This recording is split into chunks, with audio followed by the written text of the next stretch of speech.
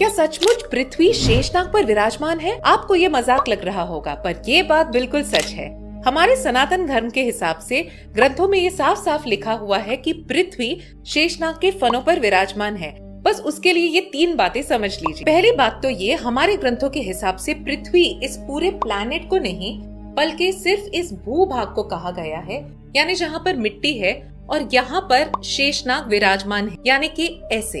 अब कमाल की बात ये है कि जहाँ जहाँ पर शेषनाग के फन फैले हुए हैं, वहाँ पर प्रशांत महासागर है, यानी कि रिंग ऑफ फायर, यानी जहाँ से ज्वालामुखी फटे। और ग्रंथों के हिसाब से ऐसा भी कहा गया है कि जब भी शेषनाग सांस लेते हैं तब भी उनके मुंह से अग्नि निकलती है। अब एक श्लोक है जिसके अनुसार जब भी शेषनाग सांस छोड़ते हैं तब भी भूकंप आता है, यानी शास्त्रों के हिसाब से भूकंप का कारण शेषनाग जी है। 1970 में वैज्ञानिकों ने समुद्र में एक आवाज रिकॉर्ड की थी जो शायद से शेषनाग की थी।